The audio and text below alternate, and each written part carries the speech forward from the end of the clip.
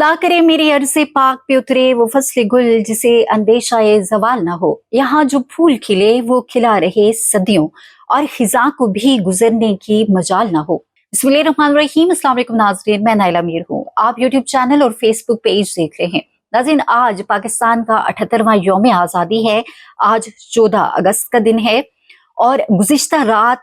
पाकिस्तान भर में, पाकिस्तान के मुख्तलिफ शहरों में गैर मामूली मनाजिर देखने को मिले हैं। और ये पाकिस्तान की आम आवाम है जो कि 14 अगस्त की इमरान खान साहब की कॉल के ऊपर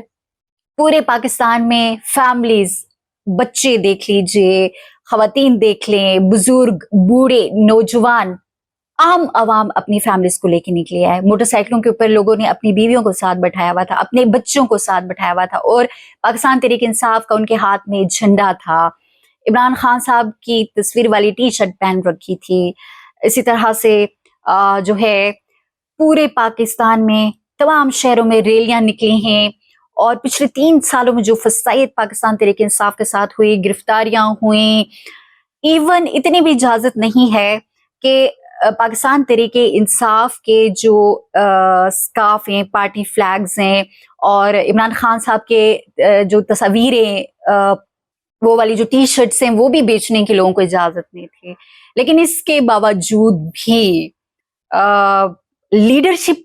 चूंकि जो आपको पता है ज्यादा लीडरशिप है, नो मे के केसेस में 10-10 साल की, इवन लीडर ऑफ अपोजिशन भी पाकिस्तान तहरीक इंसाफ के, उनको भी 10 साल कैद की सजा सुना दी गई है। एजाज चौधरी, डॉक्टर यास्मीन राशिद, आलिया हमजा और सनम जावेद। आलिया हमजा भी हमें नजर आई हैं, तैयबा राजा भी हमें नजर आई हैं, इस तरह मुख्तलिफ और लोग भी नजर आए, लेकिन क़यादत उतनी नहीं थी जिस तरह पाकिस्तान की आम आवाम निकली है। ये जो आम आवाम है, जो पाकिस्तान के आम लोग हैं, ये इसलिए निकल रहे हैं कि इनका इमरान खान साहब के साथ डायरेक्ट ताल्लुक है। और वो ताल्लुक क्या है? उनको पता है कि खान साहब अपनी शुगर मिलों की हिफाजत के लिए नहीं जेल के अंदर बैठे हुए, उन्होंने अपनी प्रॉपर्टीज को नहीं सेव करना, अपने बच्चों को वजीर आजम नहीं बनाना। इमरान खान साहब हमारे मुस्तकबिल का मुकदमा, हमारे आने वाली नस्लों के मुस्तकबिल का मुकदमा लड़ रहा है, वो हमारे लिए जेल के अंदर बैठा है। इसलिए आम आवाम ने, लोगों ने ये नहीं देखा कि कोई ओहदेदार निकल रहा है, लीडरशिप निकल रही है या नहीं निकल रही। लोग निकले अपनी मदद आपके तहत। हॉस्टल के अंदर अभी कुछ दिन पहले, 2-3 दिन पहले की बात है कि इस्लामाबाद में स्टूडेंट्स को पकड़ लिया गया, मुकदमा दर्ज कर लिए गए उनके ऊपर कि ये लोग 14 अगस्त के हवाले से प्लानिंग कर रहे हैं। इस तरह से आपको पता है कि पकड़ दकड़, तशद्दुद, पाकिस्तान तहरीक इंसाफ को इस तरह से ट्रीट किया जा रहा है जैसे कोई कलादम पार्टी है भाई। इस तरह का सलूक किया जाता है। लेकिन इसके बावजूद भी ये गैर मामूली मनाजिर हैं पाकिस्तान की तारीख में। जो लोग पाकिस्तान की तारीख से वाकिफ हैं, वो लोग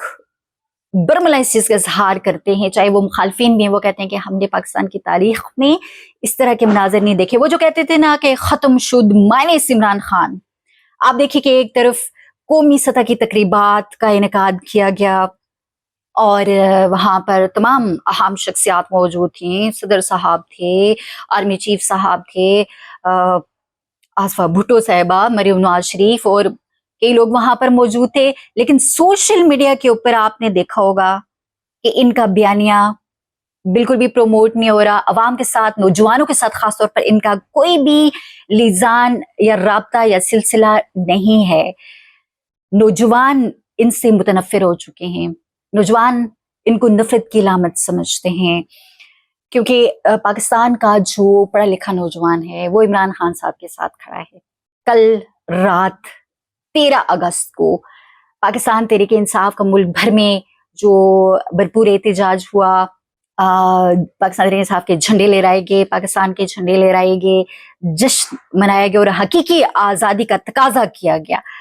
ये तमाम मनाजिर सोशल मीडिया के ऊपर आप देख सकते हैं कि किस तरह से भरपूर पाकिस्तान के नौजवानों ने, खान साहब की सोशल मीडिया टीम जो आम पाकिस्तानी है, आम पाकिस्तानी जिसको इमरान खान साहब ने ये शऊर दे दिया कि आप हकीकी आज़ादी के लिए निकलो, और वो लोग निकलते हैं, वो किसी लीडरशिप को नहीं देखते। तो बयानिया जो है वो इस तरह से बनाया जाता है। हालांकि आसफा भुट्टो आप देखें कल की तकरीब में मौजूद थी, होना तो ये चाहिए ना कि इनका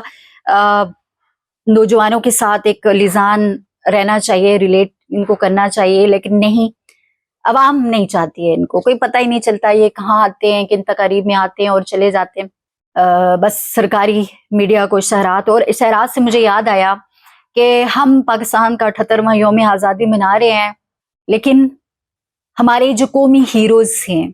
ہمارے اسلاف نے لاکھوں جانوں کی قربانیاں دے کے پاکستان حاصل کیا، یہ کسی فوجی جرنیل کی وجہ سے ہمیں یہ ملک نہیں ملا ہے۔ قائد اعظم محمد علی جناح کی قیادت میں، جنہوں نے، جو ایک وکیل تھے اور ایک عظیم رہنما تھے، ان کی قیادت میں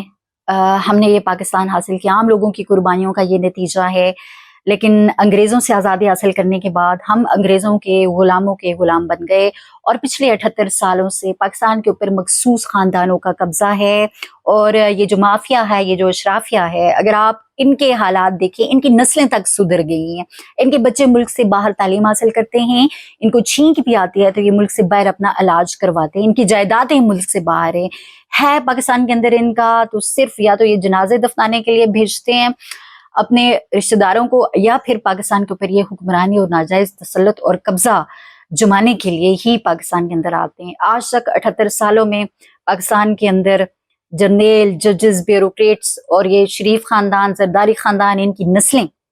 آپ دیکھیں نسل در نسل جو ہے یہ حکومتیں کرتے آئے، اور یہ سارا جو نظام ہے انہوں نے جکڑ کے رکھا ہوا ہے، یرغمال بنا کے رکھا ہوا ہے پورے ملک کا اس وقت نظام، اور 24 کروڑ عوام کا جو مستقبل ہے وہ اس وقت غیر محفوظ ہاتھوں کے اندر ہے، کیونکہ پاکستان ایک آئین کے تحت بنا تھا، اور یہ کہا گیا تھا کہ آئین سپریم ہوگا، ہر ادارہ، کوئی بھی شخصیت آئین کو سپریم مانتے ہوئے اپنی آئینی حدود میں رہ کر کام کرے گا۔ لیکن